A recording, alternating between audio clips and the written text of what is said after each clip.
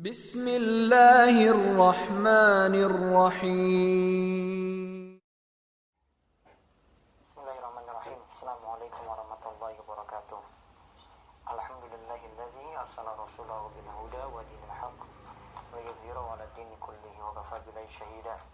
Wa asyhadu an la ilaha illallah wahdahu la syarika lah iqraran bi wa tauhidan. Wa asyhadu anna Muhammadan abduhu wa rasuluh. Allahumma shalli ala nabiyyina Muhammad wa ala alihi wa man tabi'ahum bi ihsanin ila yaumiddin. Allahumma inna nas'aluka ilman nafi'a wa rizqan thayyiban wa amalan mutaqabbala. Puji syukur kita panjatkan pada Allah.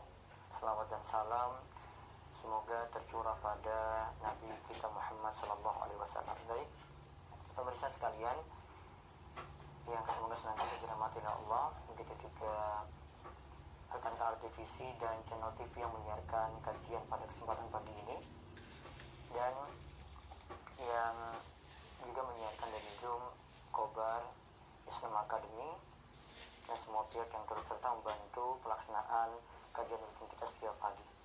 Kita akan mengkaji kembali buku Ustazuna Dr. Irwandi Tirmizi dari pembahasan harta haram muamalat kontemporer, masih dalam pembahasan riba. Pada kesempatan sebelumnya kita bahas tentang fintech, pinjaman online, dan hukum menabung di bank.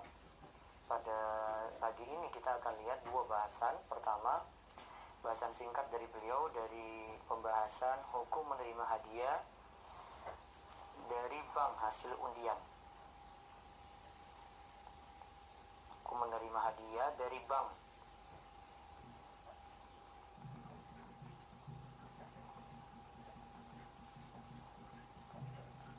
Dan ini hasil undian ya.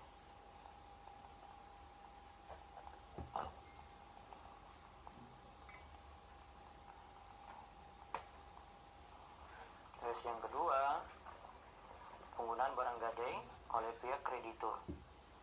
Penggunaan barang gadai oleh pihak kreditur. Ya, baik, kita bahas yang pertama dulu. Hukum menerima hadiah dari bank hasil undian. Sebagian bank memberikan hadiah kepada pemilik rekening tabungan secara acak melalui undian. Bagaimana hukum menerimanya? Ya, kita lihat yang pertama di sini tentang hukum menerima hadiah dari bank hasil undian. Jadi bank memberikan hadiah kepada pemilik rekening, ini kepada pemilik rekening.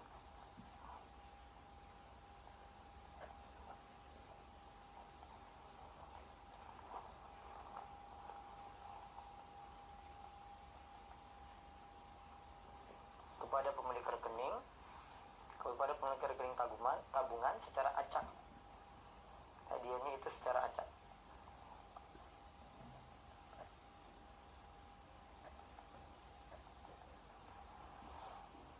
Secara acak melalui undian. Padahal telah kita pernah singgung kalau undian itu sah-sah saja, boleh-boleh saja ya. Kalau semuanya itu berhak mendapatkan undian tadi tanpa ada iuran dari peserta yang mengikuti tanpa pendaftaran, mereka tanpa pakai biaya, maka boleh-boleh saja. Jadi dari pihak lain yang kasih lagi cuma-cuma gitu. Nah, sekarang ini kaitannya dengan pemilik rekening tabungan, nasabah.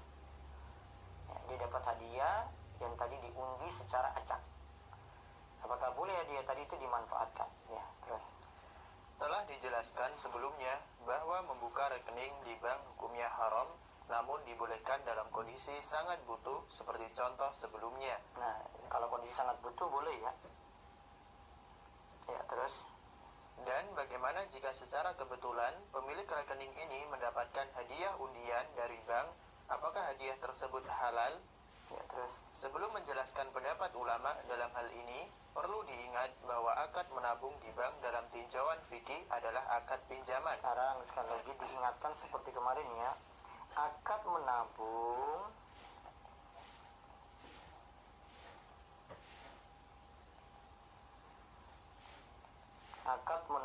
di bank itu sama dengan akad pinjaman. Nah, dia itu akad pinjaman alias apa? Qardun. Ya, terus di mana hakikatnya pemilik rekening adalah sebagai pemberi pinjaman dan bank sebagai penerima pinjaman. Ada pemilik rekening.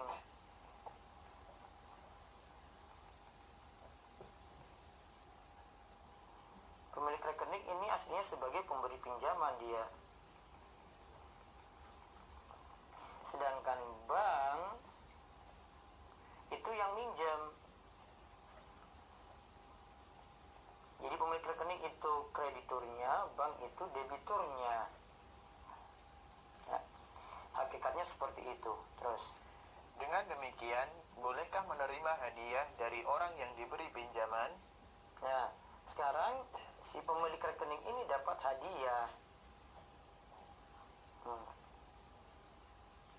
Dapat hadiah. Jadi debitur. Padahal yang pemilik rekening tadi yang pinjamkan. Ya, kreditur ini kan yang meminjamkan. Ya, terus Para ulama berbeda pendapat tentang hal ini. Pendapat pertama, sebagian ulama membolehkan menerima hadiah dari orang yang menerima pinjaman. Pendapat ini merupakan mazhab Syafi'i. Dalil pendapat ini, hadis-hadis Nabi Shallallahu Alaihi Wasallam yang menyatakan bahwa Nabi Shallallahu Alaihi Wasallam menerima hadiah. Diriwayatkan oleh Bukhari dari Aisyah radhiyallahu anha, ia berkata. Nah, disebutkan sini karena Rasulullah Shallallahu Alaihi Wasallam yaqbalu hadiyata wa yusibu 'alaiha. Rasulullah Shallallahu Alaihi Wasallam selalu menerima hadiah dan beliau juga selalu membalas orang yang memberikan hadiah. Hadis riwayat Bukhari.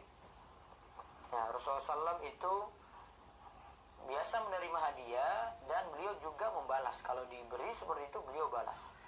Dan ingat ini ada beberapa barang juga yang bahkan kita tidak boleh menolaknya gitu. Di antaranya kalau dibeli parfum misalnya.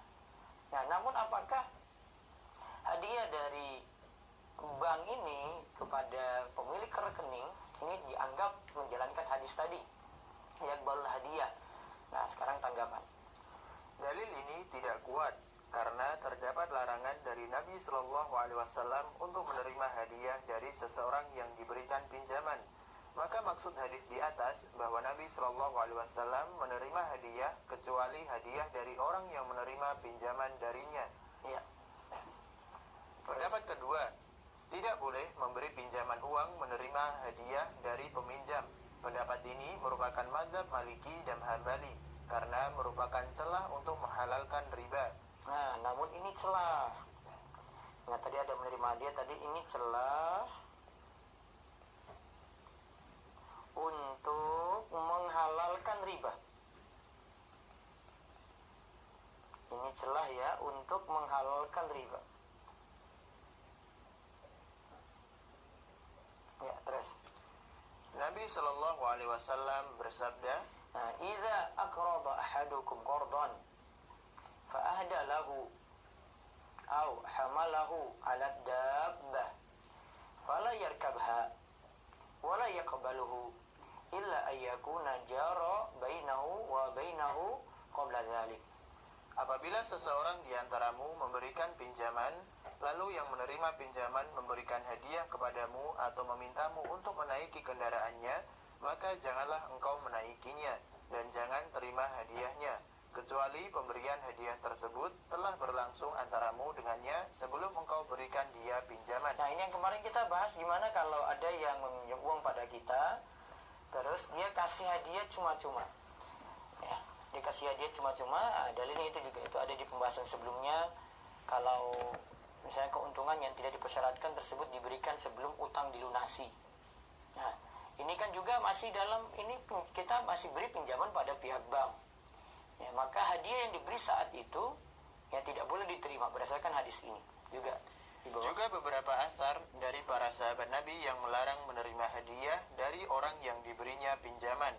Di antaranya, seseorang bertanya kepada Ibnu Umar radhiyallahu anhuma, "Aku memberikan pinjaman uang kepada seseorang, lalu ia memberiku hadiah. Ibnu Umar menjawab, kembalikan hadiahnya atau beri dia uang senilai hadiah tersebut. Potong utangnya senilai hadiah. Nah, atau potong utangnya senilai hadiah juga bisa. Ya, terus Abdullah bin Salam. Abdullah bin Salam radhiyallahu anhu berkata kepada temannya yang berada di Kufah, engkau berada di negeri di mana praktik riba banyak dilakukan. Jika engkau memberikan pinjaman kepada seseorang, maka jangan terima hadiah darinya, sekalipun sekedar rumput makanan ternak. Sesungguhnya hal itu adalah riba. Nah, sekalipun rumput makanan ternak, itu adalah riba. Terus, dari hadis dan asar di atas, jelas bahwa haram hukumnya menerima hadiah dari pihak yang menerima pinjaman, dan ini merupakan pendapat terkuat. Wallahu a'lam. terus kesimpulannya, Maka pemilik rekening tabungan di bank konvensional yang hakikatnya adalah pemberi pinjaman kepada bank tidak boleh menerima hadiah dari pihak bank, dan hadiah tersebut termasuk riba, karena utang akan dikembalikan bank ditambah dengan hadiah, sedangkan hutang yang bertambah adalah riba.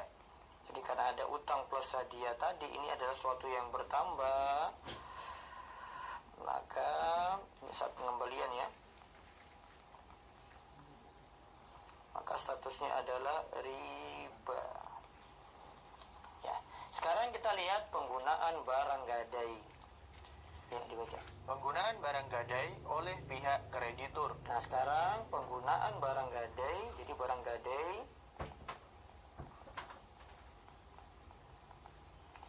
dipakai kreditur.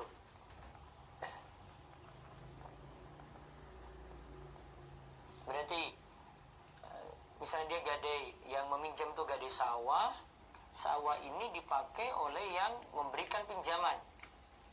Ya, sawah ini dipakai oleh yang memberikan pinjaman. Nah, bagaimana hukum ini? Terus, Saat melakukan transaksi menjual barang secara tidak tunai atau saat memberikan pinjaman, dibenarkan pihak penjual atau kreditur meminta barang gadai dari pembeli atau peminjam uang sebagai jaminan. nah, boleh meminta gadai di sini tidak masalah ya. Jadi gadaian itu diminta boleh, gadaian boleh diminta.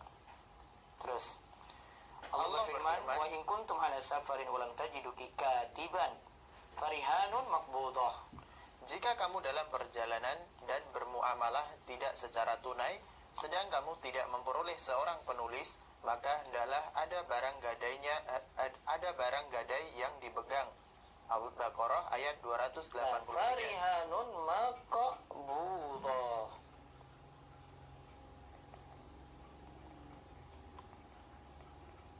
Ya. Ini dalam surat Al-Baqarah 283. Ya, terus.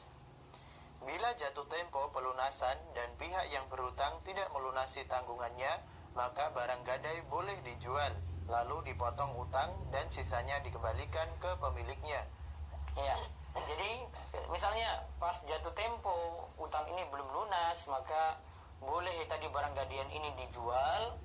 Ya, misalnya sawah tadi dijual, kemudian utang itu coba ditutupi. Kalau masih ada sisa setelah utang itu ditutupi, berarti jadi milik orang yang punya sawah itu lagi. Terus, Yang perlu diingat bahwa barang gadai tidak boleh digunakan oleh pihak yang memberikan utang karena termasuk riba. ya, jadi barang gadai dipakai oleh kreditur ini riba. Jadi sawah tadi selama utang itu belum lunas terus dipakai, ya, maka statusnya pemakaiannya itu pemanfaatan, maka pemanfaatannya itu riba. Namun, di beberapa komunitas masyarakat, bila seorang anggota masyarakat butuh biaya mendadak, seperti biaya untuk pengobatan di rumah sakit, biasanya mereka meminjam uang atau emas kepada orang kaya setempat. Pemberi utang biasanya ingin mendapat keuntungan materi dari piutang tersebut. Di antara pemberi utang, ada yang mensyaratkan pengembalian dengan jumlah yang berlebih. Ya. Ini jelas-jelas sama dengan riba yang dipraktikkan bangsa Arab jahiliyah. Di antara pemberi utang, ada yang mencari keuntungan dengan mensyaratkan peminjam memberikan barang jaminan dalam bentuk kebun atau hewan umpamanya. Sedangkan hasil kebun atau hewan tersebut untuk pemberi pinjaman. Ini juga sama dengan riba jahiliyah karena hasil barang jaminan tersebut tentu bernilai uang. Nah, hasilnya itu bernilai uang ya, terus yang berarti peminjam nantinya akan mengembalikan uang pinjaman penuh ditambah hasil barang jaminan. nah itu ada pinjaman penuh terus ditambah hasil barang jaminan tadi. Terus Abdullah As-Samarqandi berkata, pemberi utang tidak halal menggunakan barang gadaian dalam kondisi apapun, sekalipun pemilik barang gadaian mengizinkannya. nah, sekalipun mengizinkan gitu ya. Ini yang punya sawah ini bilang, oh, sudah pakai saja nggak apa-apa, nanti saya janji nanti setahun lagi ini lunas ya, baru saya ambil. Selama itu pakai saja nggak masalah, diizinkan pun nggak boleh. Terus Karena ini adalah riba, karena ini adalah riba. Terus di mana penerima pinjaman membayar utang penuh dan keuntungan menggunakan barang gadaian adalah sebagai tambah utang. Ini jelas riba. nah terus Ibnu Qudamah, Ibnu Qudamah berkata, barang gadaian tidak boleh digunakan oleh pemberi pinjaman jika barang tersebut tidak membutuhkan biaya perawatan, sekalipun pemilik barang mengizinkannya, karena ini adalah pinjaman yang memberi keuntungan.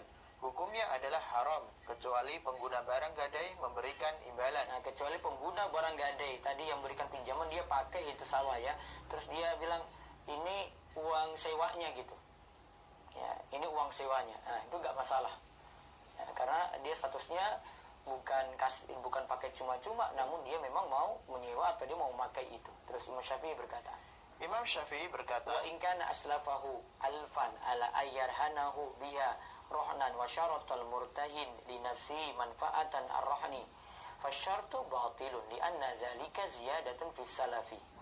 bila seseorang memberikan pinjaman 1000 keping uang emas dan ia mensyaratkan agar peminjam memberikan barang gadaian sebagai jaminan dan pemberi pinjaman mensyaratkan boleh menggunakan barang tersebut, maka persyaratan tersebut tidak sah karena ia mendapatkan keuntungan dari uang yang ia Nah, pinjamkan. dia mendapatkan keuntungan dari uang yang ia pinjamkan.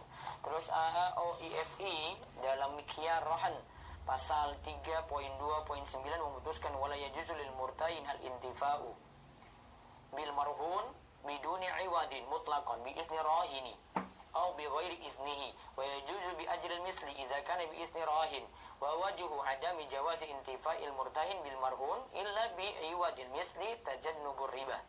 Pihak pemberi pinjaman yang menerima barang gadai tidak boleh menggunakan barang gadai tersebut tanpa memberikan imbalan kepada pemilik barang gadai, orang yang berhutang, baik dengan seizinnya ataupun tidak. Dan jika diberikan imbalan yang sepantasnya, maka dibolehkan. Hal ini untuk menghindari terjadinya riba. Jadi pihak pemberi pinjaman itu penerima gadai ya, dia tidak boleh pakai barang gadai tadi. Kalau dia mau pakai, dia beri imbalan.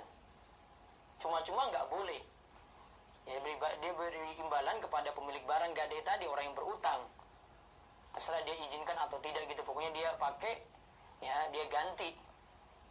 Ya, biaya pemakaian ini sewa berarti. Dan jika diberikan imbalan yang sepantasnya, maka juga dibolehkan. Hal ini untuk menghindari terjadinya riba. Yang penting yang jelas tidak boleh pakai cuma-cuma. Yang ada di masyarakat kita kan kalau yang digadaikan itu sawah, ya sudah pakai cuma-cuma itu. Ya. Nah ini tidak diperkenankan, tidak dibolehkan. Terus dari teks-teks para ulama tersebut, Dari teks-teks para ulama tersebut, maka dapat ditarik kesimpulan bahwa haram menggunakan barang gadaian kecuali dalam dua hal. kecuali dalam dua hal. Boleh pakai barang gadai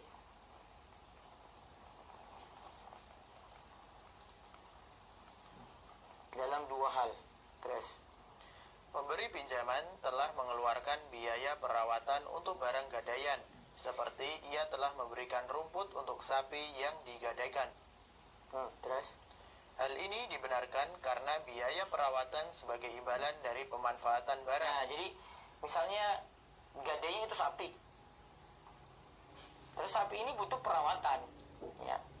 Gadainya itu sapi dikasih rumput terus, kasih pakan terus, kasih pakan lagi. Tentu kan kasih pakan tadi kan butuh biaya.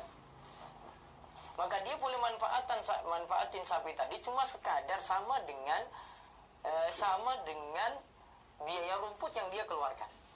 Terus Jadi, hal ini dibenarkan karena biaya perawatan sebagai imbalan dari pemanfaatan barang, ya. Terus utang tidak bertambah dan tidak ada riba, sesuai dengan sabda Nabi Shallallahu Alaihi Wasallam. Ar-rahnu yarkabu binafaqatihi wa yushrabu labanur darri idza kana marhunan. Hewan ternak yang digadaikan boleh ditunggangi dan diperah susunya oleh pemberi pinjaman jika ia telah mengeluarkan biaya. Jadi susunya diambil, namun ada biaya di situ gitu. Biayanya di sini misalnya tadi sapi ada rumput gitu. Terus ini ada susunya diambil cuma sekadar harus sama gitu. Ya, terus kedua, pemberi pinjaman memberikan imbalan atas penggunaan barang gadaian. Nah, hakikat keduanya ini sama. Yang pertama itu pemberi pinjaman mengeluarkan biaya perawatan. Ada biaya perawatan.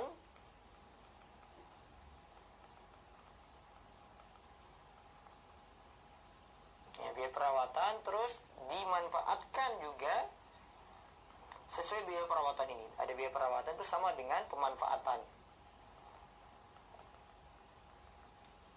Jadi kasih rumput berapa, diambil susu berapa juga, itu harus sama nilainya. Yang kedua, pemberi pinjaman memberikan imbalan. Jadi tidak dapat cuma-cuma, intinya pokoknya tidak boleh dapat gratisan gitu. Pemberi pinjaman memberikan imbalan.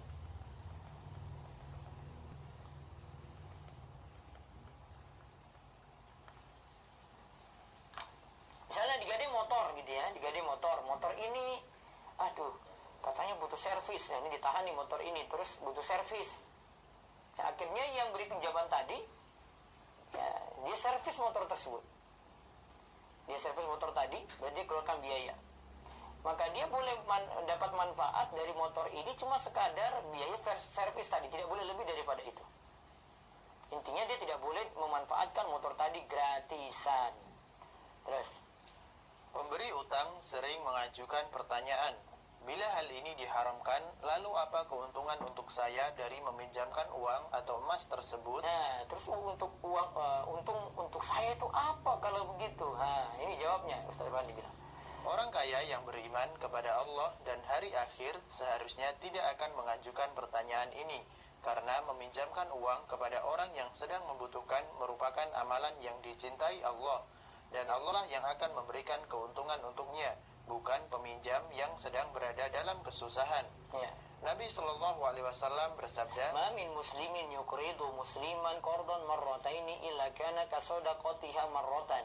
Setiap orang muslim yang memberikan pinjaman uang kepada muslim lainnya sebanyak 2 kali, pahalanya sama dengan bersedekah 1 kali, meskipun uang itu kembali utuh kepadanya. Nah, sudah dianggap bersedekah 1 kali. Jika dia pinjamkan 2 kali, maka dia bersedekah 1 kali gitu. Terus kalau memang yang diinginkannya laba, maka banyak akad yang bisa dijadikan solusi, seperti sewa, jual beli saham, murabahah, dan lain-lain. Adapun akad qard atau pinjaman memang dimaksudkan untuk membantu dan bukan untuk investasi. Ya, jangan jangan uang itu dijamin balik gitu. Seperti tadi kalau misalnya mau gadai sawah tadi ya, si A ini yang memberikan pinjaman, ya kalau mau uang jamin itu balik, ya berarti memberikan pinjaman. Ya, itu memberikan pinjaman di situ. Kalau memang si ini butuh uang, ya gimana kalau dia sewa saja tadi tuh sawah tadi ya. Ini si A ini yang punya sawah ini butuh uang, ya sudah sewa, saya pakai. Namun kalau sewa tentu saja uangnya ini nggak seperti, ya sewa ini tidak seperti, ya mungkin kebutuhan uangnya 20 juta. Nah, kalau sewa itu cuma misalnya 1 juta, ya cuma sekadar itu. Ya, cuma sekadar itu. Kecuali kalau dia sewakan barang yang juga mahal gitu. Kan pakai sewa juga ada harganya. Ya, sewa itu ada harganya gitu. Itu kalau sewa ada murabahah, ya nanti ada penjelasannya, ada jual beli salam juga. Nah, bisa seperti itu. Yang jelas bisa pakai akad lain. Kalau pakai akad pinjaman, ya tidak seperti ini jadinya. Terus kita lihat bagaimana gadai emas di Pegadaian, termasuk di Bank Syariah Nasional. Lihat ya, di Gadai emas di Pegadaian. Ini kemarin juga sering ditanyakan ini. Dan Bank Syariah Nasional. Ya, dibaca kecenderungan harga emas yang naik melaju lebih dari 30% per tahun mengubah haluan banyak orang berinvestasi dari surat-surat berharga dan valuta asing yang terkena imbas krisis global menuju investasi pegadaian emas di bank-bank syariah. Ya, Ini dikarenakan investasi emas lebih aman, lebih menguntungkan, dan laba mendapat legitimasi halal, bebas riba. Akan tetapi, benarkah investasi ini halal? nah sekarang kita tinjau investasi berupa emas ini di bank. Ya, cara kerja gadai emas. Misalnya, seorang nasabah datang ke salah satu bank syariah dengan membawa emas batangan antam 25 gram. Ya, emas ada bawa 25 gram. Ya, terus Dengan tujuan untuk digadaikan. ini jadi barang gadai agunan. Ya, terus Bank menaksir harga emas tersebut, lalu memberikan uang tunai atau pinjaman sebanyak 80% dari harga taksir emas. misalnya ini 25 gram. 25 taruhlah saya pakai harga 1 juta lah. 25 kali 1 juta dapat 25 juta. Tapi tadi dikasih memberikan uang tunai pinjaman cuma 80%-nya. 80% dikali 25 juta.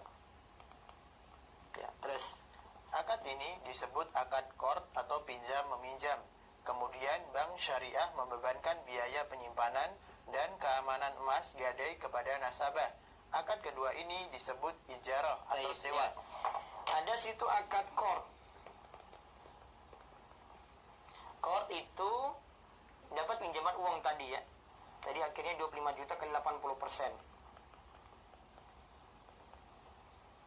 Terus yang kedua ada ijarahnya. Ijarahnya di sini untuk biaya penyimpanan.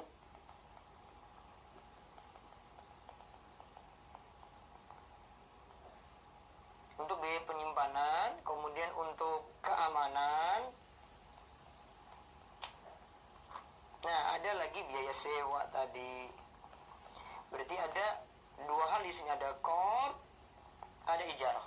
Terus Dan sebagian orang melakukan gadai dengan tujuan spekulasi harga emas. ada juga spekulasi harga emas. Beli emas sekarang nanti tujuannya sebulan lagi mungkin naik, dijual lagi itu. Terus Ia berharap mendapat laba dari selisih harga jual emas dengan biaya penyimpanan. selisih jual emas tadi itu ada. Terus Maka setelah melakukan gadai emas pertama kali, ia membeli lagi emas batang dengan uang hasil gadai ditambah 20% uang pribadinya. ya, Lalu ia kembali mendatangi bank syariah semula untuk menggadaikan emas yang baru dibeli dan ia mendapat pinjaman 80% dari harga taksir emas yang akan digadai. Lalu ia lakukan sama seperti langkah kedua dan begitu seterusnya hingga datang saat panen, yaitu saat harga emas tinggi. makanya itu disebut berkebun emas. Ya, ia berharap mendapat laba dari selisih harga jual emas dengan biaya penyimpanan. Terus maka setelah melakukan gadai emas, sudah digadai pertama kali, ia membeli emas batang dengan uang hasil gadai. Nah, sudah dapat uang kan? Beli emas batang lagi dengan uang hasil gadai. Karena tadi cuma 80%, nah ditambah 20% uang pribadinya lagi. Lalu ia kembali mendatangi bank syariah, kemudian gadai emas lagi tadi. Dan ia mendapatkan pinjaman lagi 80% dari harga taksir emas yang akan digadai. Lalu ia lakukan seperti itu terus. Sampai nanti kalau harga emas tinggi, dia siap panen emas. Ya, nanti harga emas tinggi, maka yang berkebun emas ini siap panen. Terus baca. Hukum gadai emas. Ya, hukum gadai emas ya. Banyak orang berpandangan bahwa proses gadai emas bank syariah tersebut halal merujuk fatwa DSN nomor 26 /DSN MUI /3 tentang RAHN emas Rohan emas. yang berbunyi 1. Rohan emas dibolehkan berdasarkan prinsip rohan. Nah, rohan emas dibolehkan berdasarkan prinsip rohan. Itu dalam fatwa ini, kita baca fatwa dulu ya. Terus 2. Ongkos dan biaya penyimpanan barang atau marhun ditanggung oleh penggadai atau rahin. Rohin, ya terus. Tiga, ongkos sebagaimana dimaksud ayat 2 besarnya didasarkan pada pengeluaran yang nyata-nyata diperlukan. Ya. 4. Biaya penyimpanan barang atau marhun dilakukan berdasarkan akad ijarah. Nah, berdasarkan akad ijarah. Terus fatwa DSN. Tinjauan terhadap fatwa DSN tentang rohan emas. Ya. Fatwa DSN bukanlah Al-Quran dan hadis yang memiliki kebenaran mutlak. Itu. Fatwa DSN itu bukanlah Al-Quran dan hadis yang memiliki kebenaran mutlak. Terus. Fatwa ini sebatas hasil ijtihad sekelompok ulama Indonesia yang tergabung dalam DSN yang bisa jadi hasil ijtihad mereka benar dan bisa jadi salah sesuai dengan sabda Nabi Shallallahu Alaihi Wasallam yang diriwayatkan oleh Amr bin As radhiyallahu anhu. Idza jaa hakama al-hakimu fajtahada summa asaba falau ajran wa idza hakama fajtahada summa la khata'a falau ajrun. Apabila seorang hakim memutuskan perkara dan ia telah beristihad mengeluarkan hukum atau fatwa dan ternyata hukumnya benar, niscaya ia mendapat 2 pahala. Dan jika ternyata ia salah, niscaya ia mendapat 1 pahala. Terus fatwa DSN ini di atas. Fatwa DSN di atas membolehkan menggabungkan antara akad qard dan akad ijarah. Jadi perhatikan ya, tadi kita sudah jelaskan akad qardnya ada, yaitu uang dipinjamkan, kemudian dapat 80% dari nilai emas tadi yang disetor. Kemudian ada akad ijarah, itu sewa karena ada biaya penyimpanan dan untuk ganti keamanan.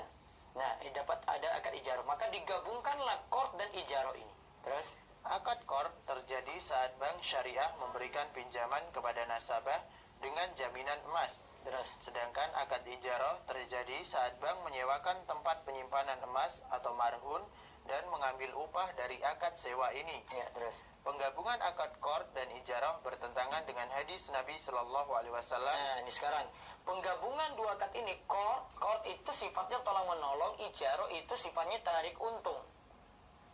Ya, penggabungan akad qard dan ijarah ini bertentangan dengan hadis dari Amr bin Shu'aib dari Nabi Shallallahu Alaihi Wasallam. Beliau bersabda, la yahilu salafun wa bai'un wala syartani fi bai'in wala ribhu ma lam tadman wala bai'u ma laysa indak.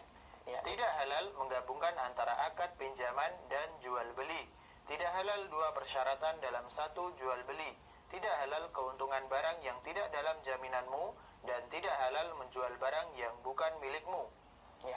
Hadis riwayat Abu Daud menurut Al-Albani, hadis ini hasan sahih. Terus selain hadis di atas, juga para ulama telah sepakat haramnya penggabungan akad pinjaman dan jual beli. Pinjaman dan jual beli tidak boleh digabung. Baik wassalaf tidak boleh, salaf wa baik tidak boleh digabung. Ijma ini dinukil oleh beberapa ulama, di antaranya Al-Qarafi.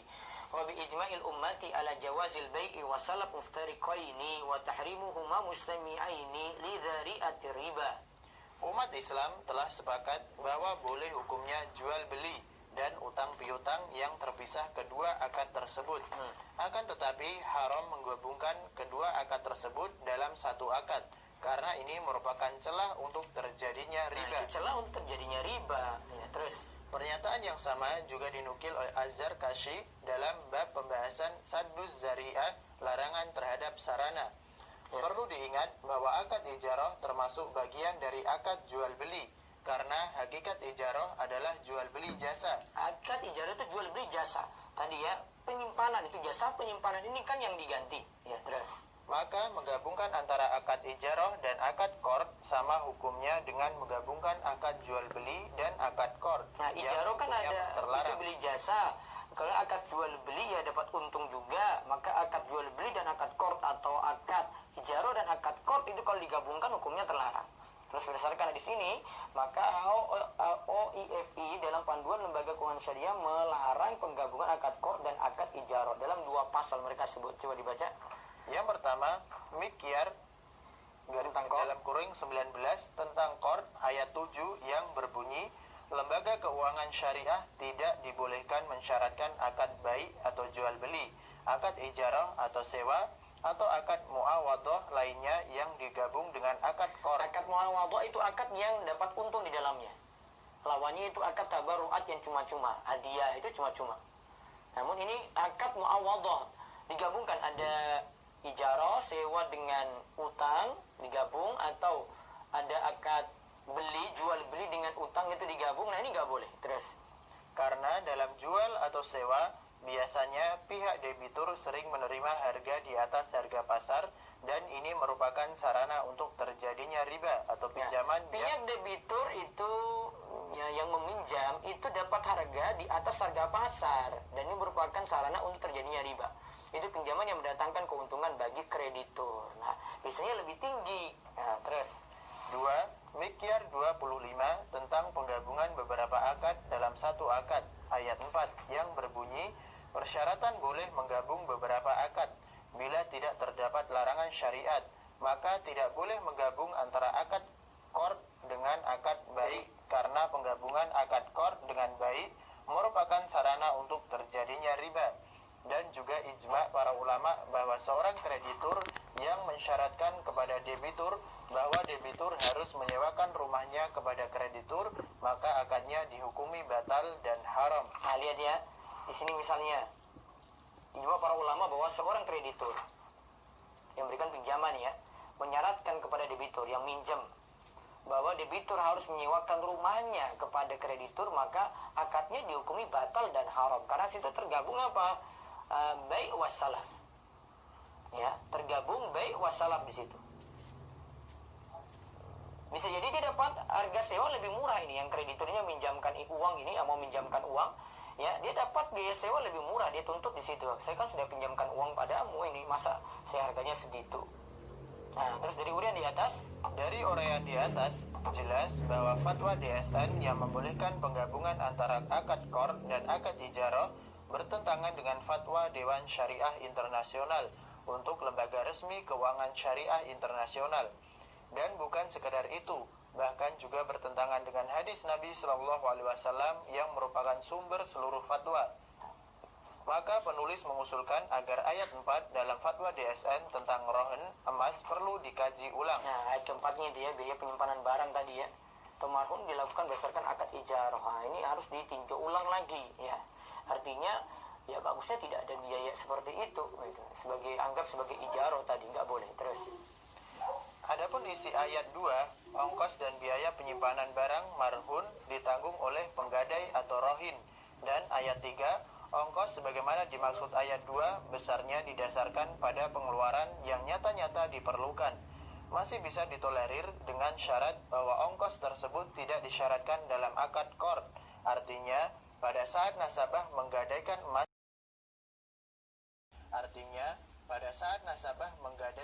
kepada bank syariah, bank memberikan pilihan kepada nasabah. nah lihat ya, ada isi ayat 2, ongkos dan biaya penyimpanan barang marhun ditanggung oleh penggadai atau rohin. Dan ayat 3, ongkos dimaksud ayat 2 itu besarnya didasarkan pada pengeluaran yang nyata-nyata diperlukan. Masih bisa ditolerir dengan syarat bahwa ongkos tersebut tidak disyaratkan dalam akad qard. Artinya, pada saat nasabah menggadaikan emas kepada bank syariah, bank memberikan pilihan kepada nasabah. 1. Nasabah tidak membayar ongkos penitipan emas dengan konsekuensi bahwa emasnya tidak dijamin oleh bank bila terjadi sesuatu di luar kehendak bank, karena sifatnya sebatas amanah sebagaimana disebutkan oleh para ulama. Terus 2. Nasabah memberikan ongkos penyimpanan sebesar biaya yang nyata-nyata diperlukan untuk itu, dengan catatan pihak bank tidak boleh mengambil 1 sen pun dalam laba untuk masuk ke kas bank. Nah, tidak boleh ambil 1 sen pun ya. Jadi cuma sebatas biaya memang di situ untuk menyimpan barang ini. Bank bukan cari untung di situ. Terus, dan konsekuensi pembayaran ongkos penyimpanan mengharuskan bank menjamin emas yang digadaikan bila terjadi sesuatu yang tidak diinginkan. nah, jika pilihan B yang diambil, Jika pilihan B yang diambil nasabah, maka ongkos biaya penitipan ini sekalipun masih termasuk ijarah, hukumnya dibolehkan karena bank tidak mendapat laba dari transaksi ini. asalkan bank tidak dapat laba dari situ. Terus, Dan penggabungan akad tidak dimaksudkan agar kreditur mendapat laba dari pinjaman. Dengan demikian, tidak ada riba dalam penggabungan akad ini, dan larangan hadis Nabi Shallallahu Alaihi Wasallam tentang penggabungan akad bai' dan ijarah bertujuan untuk menutup celah riba, saduz zari'ah, dan sesuatu yang dilarang untuk saduz zari'ah dibolehkan bila terdapat suatu kebutuhan. Dalam kasus gadai emas, kebutuhan tersebut berupa keamanan penyimpanan emas dan digadai. yang digadai. Terus Selain itu, penggabungan ini juga dibolehkan agar tidak merugikan pihak bank yang telah berbuat baik memberikan pinjaman tanpa bunga, lalu dirugikan lagi dengan harus mengeluarkan biaya untuk keamanan penyimpanan barang rohen dalam safe deposit box atau SDB. Bolehnya mengambil biaya nyata-nyata yang diperlukan dalam proses qard dibolehkan juga oleh AAOIFI dalam pasal 19 tentang qard ayat 9 yang berbunyi, Lembaga keuangan terus. lembaga keuangan yang memberikan pinjaman boleh menarik ongkos biaya pinjaman sebatas biaya nyata yang bersifat langsung yang nyata-nyata diperlukan tanpa boleh mengambil sedikit pun laba dari biaya ini. Jadi dari biaya ini tidak boleh ambil untung. Kalau ada untung berarti jadinya keuntungan ini gabung dengan utang piutang, jadinya gabung antara salaf wa bai' tadi yang disebut dalam hadis yang dilarang. Terus Penerapan fatwa DSN tentang rohen emas oleh Bank Syariah. penerapan foto DSN sekarang ya. Benarkah Bank Syariah menerapkan fatwa DSN tentang rohen emas secara harfiah, di mana bank tidak mengambil untung 1 sen pun dari ongkos penitipan emas? Ya. Untuk mengetahui hal ini perlu dilihat berapa harga penyewaan safe deposit box sesuai bila tidak digabung antara akad qard atau pinjaman dengan menggadaikan emas. Nah sekarang kita lihat harga safe deposit box tadi itu sebagai contoh. Bank Mandiri menyediakan 3 ukuran SDB dengan harga yang beragam. Ukuran kecil 3 x 10 x 24 inch dengan harga Rp200.000 per tahun. Ukuran sedang 5 x 10 x 24 inch dengan harga Rp350.000 per tahun. Dan ukuran besar 10 x 10 x 24 inch dengan harga Rp700.000 per tahun. Yang terjadi dalam akad qard dengan menggadaikan emas yang digabung dengan penyewaan emas gadai demi keamanan, bahwa bank-bank syariah membebankan biaya yang bervariasi, mulai dari Rp225.000 hingga Rp750.000 per tahun untuk emas gadai seberat 25 gram. Padahal biaya sebanyak itu dapat menyewa SDB mulai dari ukuran kecil hingga besar yang mampu menampung ratusan emas batang 25 gram. Dan lebih mengenaskan lagi, pada saat penggadai emas menggadaikan emasnya untuk kedua kalinya, ia dibebankan lagi biaya sebesar biaya penyewaan sebuah SDB, padahal SDB yang dibayarnya pada gadai pertama masih mampu menampung ratusan emas batang 25 gram. Nah, padahal masih bisa nambah lagi gitu terus. Dari penjelasan ini, Bank Syariah jelas mengambil laba tidak sedikit dari biaya penyimpanan emas gadaian, bukan sekedar biaya ongkos penyimpanan yang nyata-nyata dibutuhkan. Oleh karena itu, tidak heran bila bank-bank syariah berlomba-lomba memberikan pembiayaan gadai emas, sehingga beberapa bank syariah porsi gadai emasnya mencapai 80% dari pembiayaan, mengingat besarnya income untuk bank dari ongkos penyimpanan emas gadai. Bila ini yang terjadi, bank mengambil laba dari ongkos penyimpanan emas gadai, maka akad qard atau pinjaman dengan gadai emas yang dilakukan bank syariah telah berubah menjadi riba dain. Karena utang piutang ya. Karena hakikat pegadaian emas adalah pinjaman yang pihak pemberi pinjaman mendapat manfaat atau laba dari pinjaman tersebut dalam bentuk biaya penyimpanan emas di atas ongkos nyata-nyata yang diperlukan. Dan pinjaman yang mendatangkan laba bagi pemberi pinjaman hukumnya adalah riba. Dapat disimpulkan bahwa produk pegadaian emas bank syariah ini tidak menerapkan fatwa DSN tentang rohen emas ayat 2 dan 3. Tidak menerapkannya dengan benar berarti ya terus. Yang tentunya akan berakibat buruk kepada pandangan masyarakat terhadap bank syariah. Karena produk ini riba, pasti suatu saat akan berdampak terhadap kehancuran ekonomi nasional sebagaimana yang dikhawatirkan oleh banyak pakar ekonomi, bahwa berkebun emas akan menyebabkan timbulnya bubble dengan terjadinya penumpukan emas di bank-bank syariah yang dapat mengakibatkan krisis ekonomi. Ibnu Taimiyah menjelaskan tentang cara orang di masa beliau mengakali riba dengan menggabung akad bai' atau ijarah dengan akad qard. Di antara cara merekayasa riba yaitu menggabungkan akad qard pinjaman dengan akad jual beli atau sewa. Rekayasa ini tidak mengubah hukum riba yang haram karena Nabi telah melarang menggabungkan akad qard dan jual beli. Rekayasa riba dengan cara ini mirip dengan rekayasa riba yang dibuat oleh Yahudi. Closing yang bagus sekali. Ini rekayasa yang bersama dengan orang Yahudi. Wallahu a'lam bishawab. Dan pada besok kita bahas belum haram, saya masih bahas tentang wudhu. Nah, terus di kesempatan kali berikutnya lagi di hari Sabtu pagi kita bahas jual beli kredit. Nah, ini yang sering masalah nih, mau jual beli motor kayak KPR. Nah, ini yang akan dibahas di sini. Ya, baru setelah itu beliau akan masuk ke jual beli kredit yang tidak sah. Baik. Selanjutnya silakan jika ada yang mau bertanya bisa telepon di 0812 281 85131. Sudah ada di layar sebenarnya, bisa dilihat. Dan yang di Zoom siap-siap, begitu juga yang di WA bisa di WA baca pertanyaan dulu. Ada telepon? Belum? Tak. Silakan.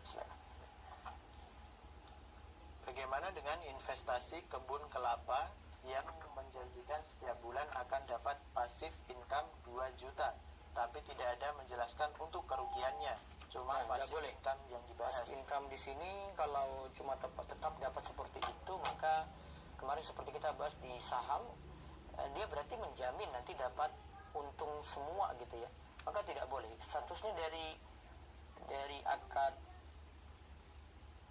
mudoroba, kalau dia ingin bagi hasil berarti berubah jadi korban. Wallahu a'lam. Ya, terus telepon langsung ada? Belum? Ya, silakan. Assalamualaikum. Salam. Ya, dengan siapa dia? Saya Firdaus. Ya, silakan Pak Firdaus. Mau bertanya. Iya, monggo. Silakan Pak. Bisa fokus ke telepon langsung Pak, ya. mau bertanya tentang terkait penyaluran dana riba. Iya. Ya, jadi saya ada dana riba. Iya. Jadi kebetulan perumahan tempat saya tinggal itu tembok pembatasnya belum dibuat. Iya. Apa bisa disalurkan Ustaz dana riba untuk perumahan itu? Perumahan tempat saya tinggal. Tembok pembatasnya ya. Ya, tembok pembatasan antara klaster rumah sama perkampungan. Ya, masih boleh Pak. Karena itu untuk kepentingan sosial. Ya. Ya. Terus ada lagi?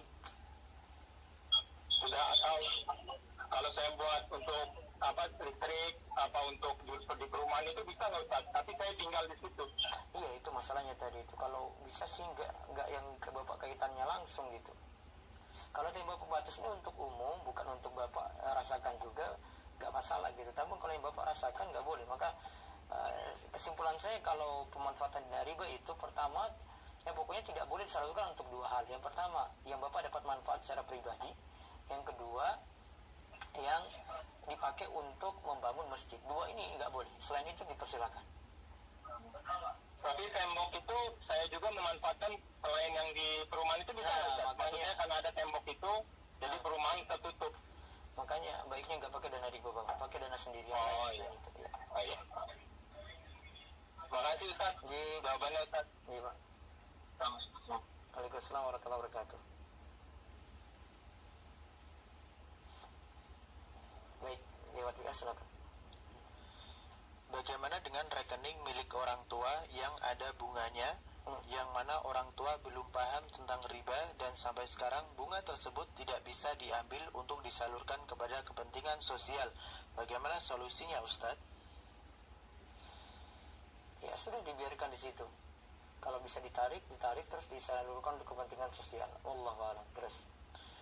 Apakah barang gadai boleh dimanfaatkan secara cuma-cuma? Apakah itu masih termasuk riba? Ya, tadi bahasan kita masuk riba. Diputar lagi, mungkin telat dengar. Dari awal lagi akan dapatkan jawabannya. Terus.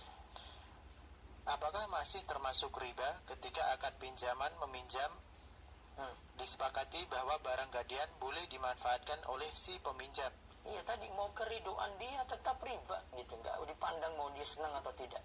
Yang punya barang ini bilang, udah pakai aja sawah saya gitu, tetap riba. Ada lagi?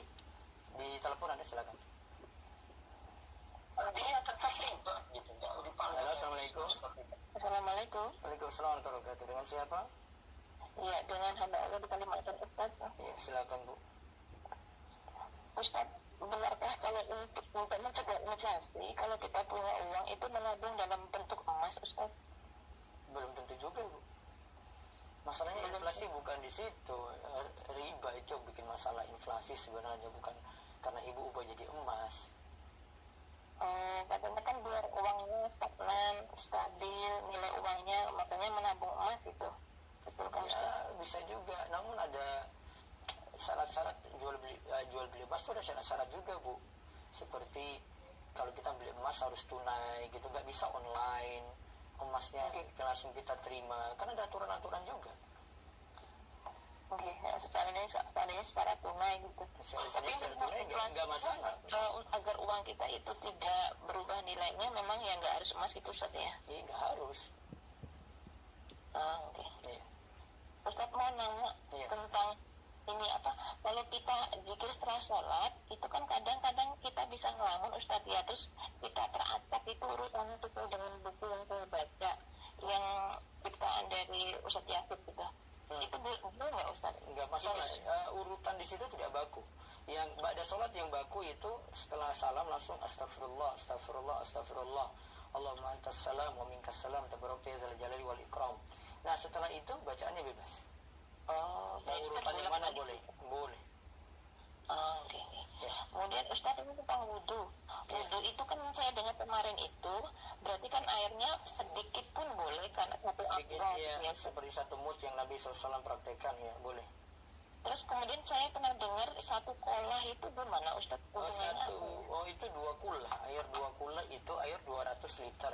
Kemarin saya bahas ketika bahas air ya. Air 200 liter itu dianggap sebagai air yang banyak. Kalau di bawah 200 liter itu air yang sedikit. Pengaruhnya itu kalau ada najis atau tidak. Kalau ada najis masuk di air yang sedikit, misalnya cuma 10 liter, maka kalau cuma masuk saja, airnya tidak berubah sekalipun, maka airnya itu jadi najis. Untuk najis bukan wudhu Ustadznya? Bukan. Ini bukan masalah penggunaan airnya berapa banyak, bukan. Terus kalau airnya lebih daripada 2 kula, nah ini kan kesulitan untuk berubah. Tapi kalau memang najisnya yang masuk juga banyak, ya tetap bisa berubah. Nah itu cuma patokan itu saja. Kata Nabi SAW, zakan al-ma'u kullatain lam yahmilul khubath. Jika air telah mencapai 2 kula, maka sulit terpengaruh najis.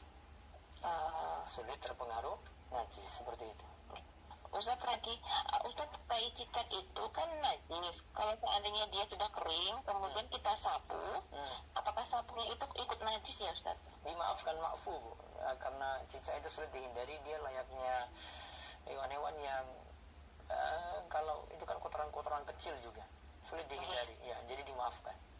Jadi kalau ibu sudah sapu, sudah hilang, sudah tempat itu bersih, sapunya juga kan cuma satu rambut aja yang kena gitu kan, nah itu juga nggak masalah.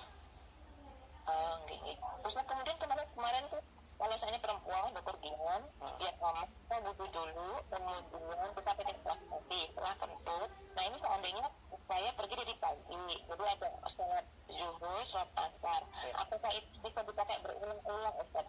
Kaki saya yang sudah saya kos kaki ini tuh. Kos kaki tadi ya.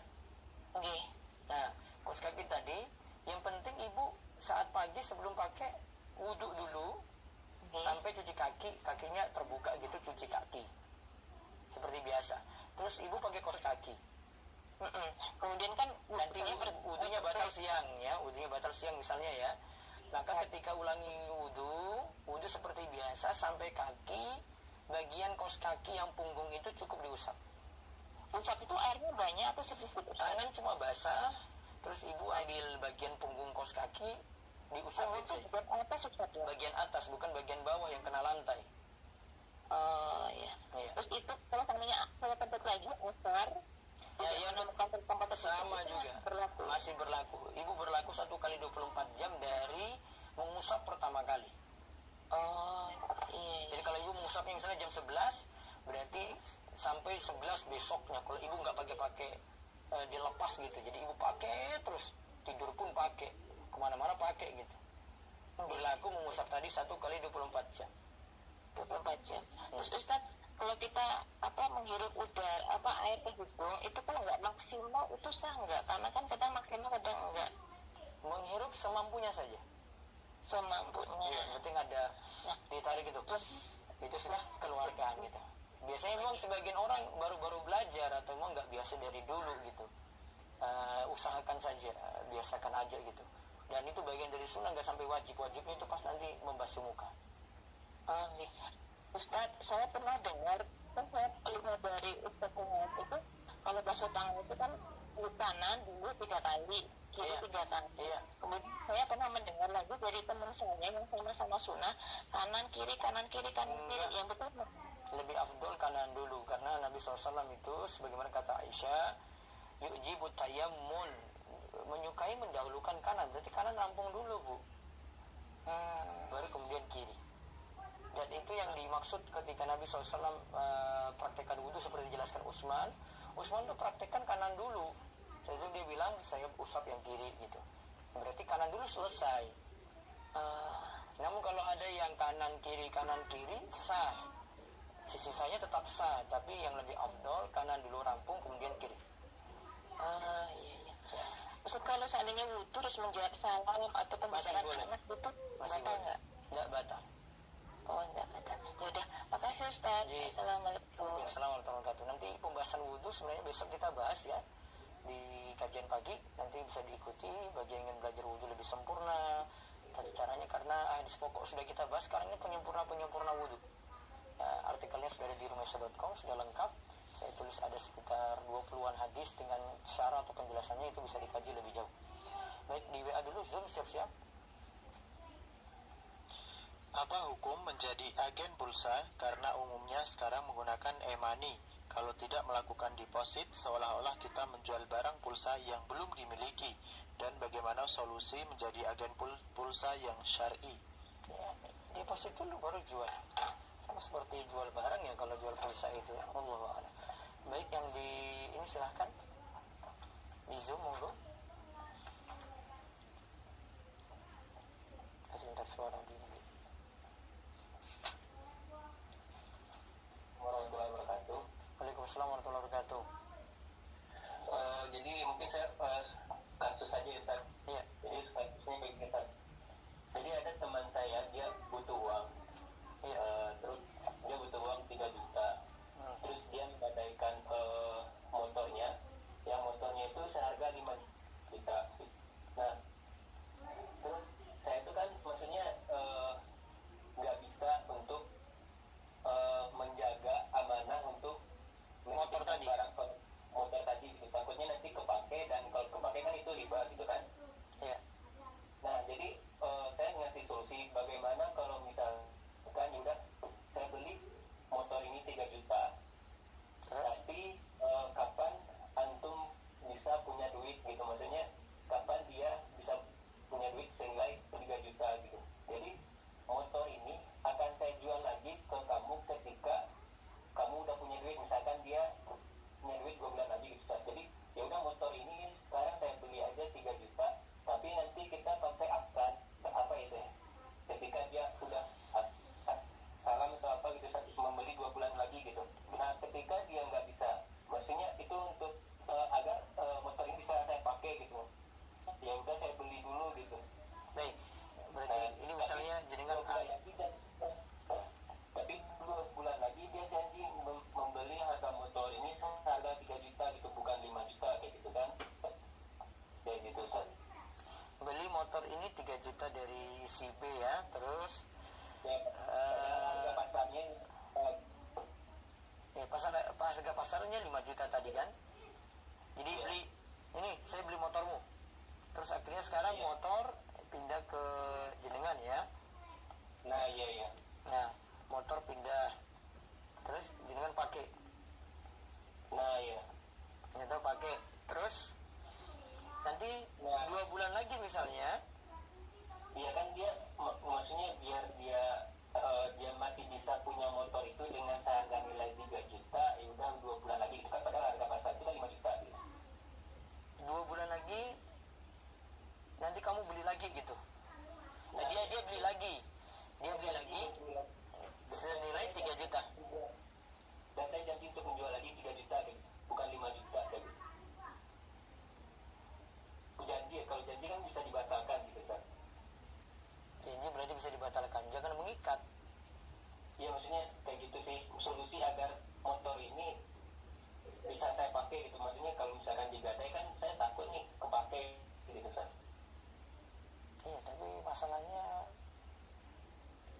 aja kalau gitu. Tapi saya nggak mungkin 3 juta. Oh berarti saya nyewa motor dia 3 juta gitu. Tapi kan nggak mungkin juga. Ada harga sewa motor 3 juta 2 bulan. Ya ini kan sebenarnya niat membantu aja sih Pak. Iya, niat bantu ya. Sudah motor pegang atau pegang BPKB-nya saja. Oh betul. Iya. Ada jaminan di situ. Dan dia nggak kabur. Jadi ini cuma jaminan saja ini. Kalau ini saya takut nanti hilang ke Ina ini nanti Ina. Berarti untuk solusinya BPKB-nya sih Pak. Solusinya BPKB satu, bisa juga dengan cara tadi itu. Tapi ini pengembalian sama. Tapi kan harga motor kalau dibeli bukan, ya bisa saja sih beli, tapi nggak syaratkan harus balik lagi ke dia. Iya, jadi saya juga mungkin karena bantu ya udah selama 2 bulan saya nggak bakal jual juga sih, bakal tetap saya jual ke dia, tapi dengan lewat dari 2 bulan dia nggak ada apa-apa, ya udah berarti ini udah janji saya mau jual 2 bulan itu ya udah saya batalkan ya, saya bisa jual dengan harga 5 juta kayak gitu kan. Orang lain kayak gitu kan. Iya. Berarti solusi kayak gitu nggak apa ya Sat? Ya bisa juga, tapi nanti saya akan buktikan di pembahasan Inah nanti ya. Ada situ bahasannya. Sementara saya pending dulu. Saya masih ini sih belum dapatkan gambaran utuh, tapi sementara nggak ada masalah di situ. Iya, soalnya nggak tahu juga sih kalau misalkan BPKB itu ketika dia udah nggak bisa bayar, BPKB itu saya apain gitu.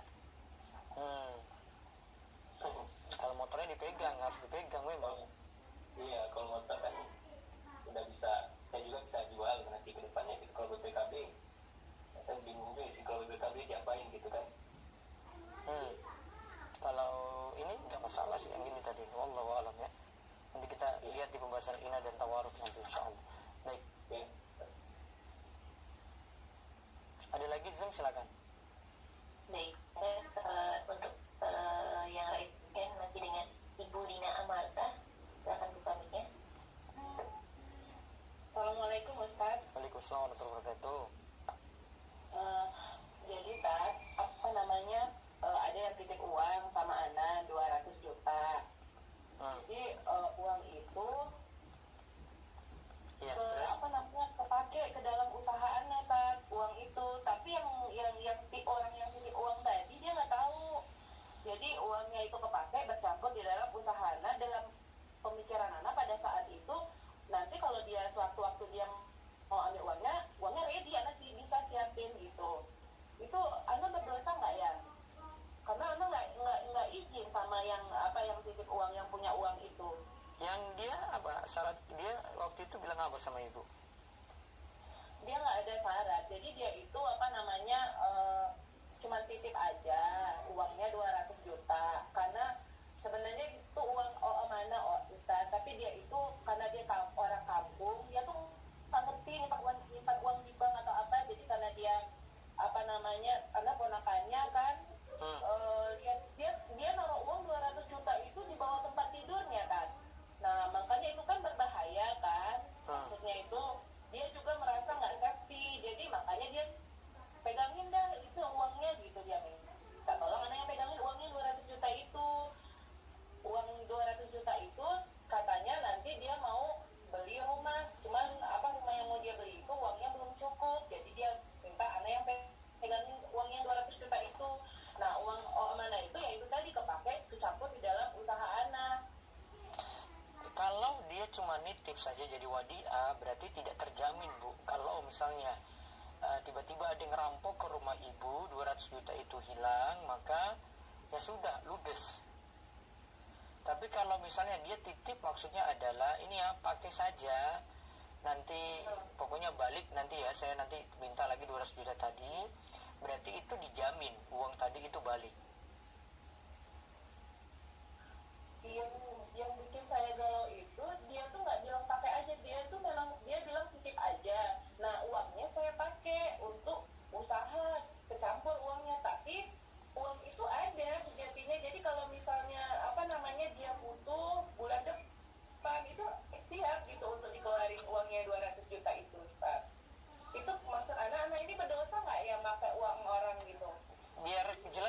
aja ke dia, ini boleh saya pakai nggak, ini kecampur dengan uang saya tapi nanti saya kembalikan, berarti nanti statusnya ibu pinjam. Oh, terus kan uangnya itu kan masuk dalam usaha kan ada hasil tuh pasti ya Tat ya. Itu dia juga berhak atas hasil itu. Kalau dia ibu pinjam ya dia nggak berhak dalam hasil itu, nggak berhak. Oh, gitu ya Tat ya. Iya, kecuali kalau dia niatkan 200 juta pakai untuk usaha ya, nanti ada untung kita bagi nanti, itu baru jadi mudharabah. Rugi siap-siap juga, uang tidak dijamin. Iya, terus satu lagi Tat, itu uang tuh kan udah 1 tahun ya, berarti udah misalnya juga udah nyampe uang, terus haulnya juga udah nyampe. Itu yang kena zakat kan siapa yang ngeluarin zakatnya ya? Minta izin ke dia supaya keluarkan zakat ini. Dari uangnya itu. Iya, sudah kena itu. Oh, iya. 2,5%. Iya, udah. Ya, jelas Ustaz. Baik. Kasih ya Ustaz. Iya. Assalamualaikum. Baik, satu lagi dari Zoom belum, habis itu saya beralih ke WA dan telepon, silakan.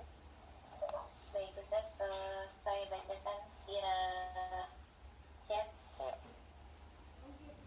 Bismillahirrahmanirrahim. Assalamualaikum Ustaz. Waalaikumsalam. Jika orang tua pernah menggadaikan emas ke penggadaian dan ternyata mendapatkan ribanya karena belum pahamnya orang tua, mereka membayarnya. Kemudian anak sebagai anak yang sudah tahu kalau itu riba, anak bersihkan riba tersebut dengan menyalurkan untuk kepentingan sosial. Apakah hal tersebut sudah bisa membersihkan riba tersebut Ustaz? Dan bagaimana menasihati orang tua tentang riba? Ya, pokoknya nasihati kemudian bersihkan uang tadi itu dari untuk kepentingan sosial itu bisa. Nasihati orang tua supaya tidak pinjam lagi di situ. Ya, satu lagi dari chat silakan. Ya. Bagaimana jika berhutang emas 1 gram lalu dikembalikan setahun kemudian, yang mana harga emas sudah naik, apakah pengembalian tetap 1 gram atau sesuai harga emas sewaktu pinjam? Diulang coba, pinjam 1 gram terus berhutang emas 1 gram lalu dikembalikan setahun kemudian, yang mana harga emas sudah naik, apakah pengembalian tetap 1 gram atau sesuai harga emas sewaktu pinjam? pinjamnya emas atau pinjamnya uang itu? Emas Ustaz. Baiknya kembalikan emas saja biar tidak jadi masalah situ. Emas, kembalikan emas. Namun kalau dia mau kembalikan pada saat tahun depan, berarti risikonya dia pakai harga emas saat itu juga gitu, bukan pakai emas harga yang awal gitu ya, emas saat itu juga ya. Terus satu lagi ada Ustaz. Yang pertama, sekarang sudah banyak produk-produk Islami, tapi banyak yang menggunakan sistem MLM dan dalam menjualnya. Apakah diperbolehkan menjadi member? Karena jika member ada potongan harga, dan juga apakah boleh membeli barangnya? Yang kedua, apakah boleh menyimpan dan bertransaksi untuk transfer di bank syariah, tapi banknya menyatu dengan bank konvensional? Mohon penjelasannya. nah itu makanya yang kemarin kita bahas itu sudah, saya menganggap juga masih ya silakan loyal pada bank syariah, tetapi kondisinya sama seperti bank konvensi ya. Semua pada mau belajar gitu, jadi saya masih menganggap seperti itu dari dulu. Adapun MLM jadi anggota supaya dapat harga lebih murah, saran saya tidak dukung. Jadi keluar dari sistem itu ya, tidak masuk lagi sebagai anggota MLM, karena dengan adanya kita di situ berarti memakmurkan MLM itu tetap terus jalan, dan kasihan downline yang ada di bawah. Saran saya keluar dari situ, kemudian ya, tidak manfaatkan lagi sebagai keanggotaan maupun jual beli produknya, itu lebih aman ya. Saya sudah sarankan sejak saya bahas MLM kemarin ya. Terus cukup ya di Zoom. Baik, WA dulu silakan. Mau bertanya Ustadz, apabila kita menabung di bank lalu kita niatkan bunga simpanannya untuk membayar biaya administrasi dan pajak, Tidak, bagaimana? biaya admin bayar sendiri, pajak itu baiknya juga bayar sendiri gitu, tidak gabung dengan uang riba tadi. Wallahu a'lam. Baik, telepon ada? Ya, silakan. Assalamualaikum. Salam. Dengan siapa di mana nih, Pak? Budi di Depok. Iya, silakan Pak Budi. Mau nanya, Pak, Ya. KPR rumah yang syar'i itu ada nggak ya? Di mana untuk bisa KPR rumah yang syar'i? Kuncinya paling mudah pahami kalau itu mau beli kredit ya tidak dilibatkan pihak ketiga, kecuali pihak ketiga ini benar-benar beli rumah tadi. Developer kemudian dia mau kreditkan langsung ke bapak misalnya. Kalau sudah libatkan leasing ya, atau libatkan bank sudah beda lagi. Kecuali kalau dari pihak bank beli rumah tadi, terus rumah itu dimiliki bank, kita bayarnya itu ke bank terus, nah itu nggak apa-apa. Kalau benar-benar memilikinya loh, gitu ya. Iya, sudahlah beli tunai aja deh. Kalau nggak sewa rumah aja ngontrak. Kan bukan suatu yang urgent juga.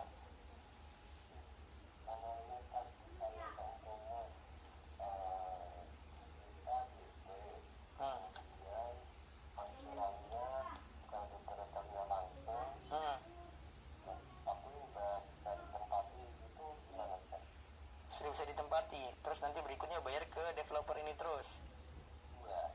Tidak ada pihak ketiga ya? Iya, boleh. Iya. Iya. Kalau untuk emas di bank itu gimana hukumnya dari dikatakan itu perjalanan kurang jelas Emas, titip emas di bank terus? supaya tidak riba. Pertama emas ada satu ya. Emasnya ada. Emasnya sebagai jaminan. Tapi cuma nitip saja, tidak ada biaya apa-apa kecuali untuk ganti biaya sewa tempat penitipan, tapi itu dengan harga sewa saja, bukan dengan ada keuntungan di dalam sewa ini. Jadi misalnya ini ya, bila misalnya gini ya, untuk tempat ini Bapak sewa dengan ukuran sekian itu bisa muat 100 gram. Bapak baru punya emas 10 gram ya, baru punya emas 10 gram. Bapak masuk lagi, gade lagi yang berikutnya, harusnya tidak ada sewa lagi, biaya sewa lagi, karena box ini masih bisa muat. Kalau dia itu nuntut ada biaya lagi, nah itu sudah namanya cari untung di situ. Nah, keuntungan dari sewa ini namanya ijaroh. Ijaroh dengan utang piutang itu nggak bisa digabung, gitu ya. Ijaroh dengan utang piutang, ingat, nggak bisa digabung. Cukup? Baik. Oh ya, kok. Baik. Waalaikumsalam warahmatullahi wabarakatuh. Ya, terus lewat WA. Ustaz, izin bertanya, dari Fulan di Medan mau bertanya, kalau reksadana syariah apakah halal Ustaz? Nanti kita pending reksadana nyusul. Terus Hukumnya dengan jual beli Ustaz. Teman ingin beli pulsa ke kita, lalu kita belikan di marketplace Tokopedia dengan harga yang berbeda. Contoh, beli pulsa 100.000, kita hargain 102.000 rupiah. Dan bolehkah kita memanfaatkan keuntungan kupon diskon yang dikasih? miliki barang dulu, sudah punya pulsa, baru jual dengan harga 102 tadi. Nggak boleh nggak punya dulu sudah jual gitu. Nah, tapi Malaysia indah, kata Nabi SAW, jangan jual barang yang belum kamu miliki.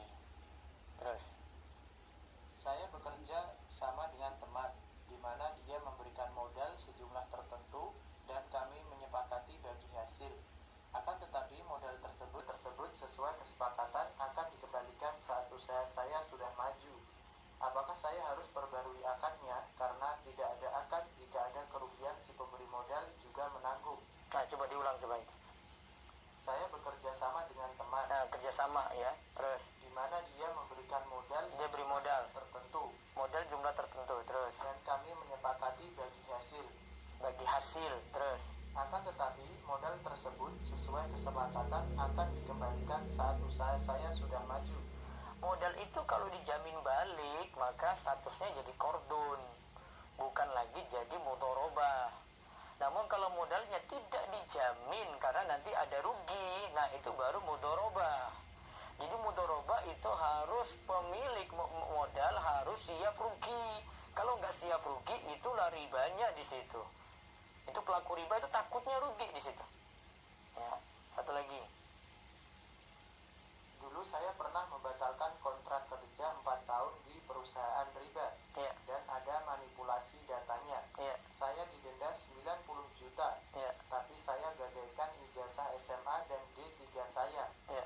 Apa hukum saya membayar denda tersebut bila saya ingin ijazah saya kembali? Lobby terus sampai tanpa bayar denda sama sekali. Wallahu a'lam. Baik, lewat Zoom terakhir sama telepon. Silakan Zoom.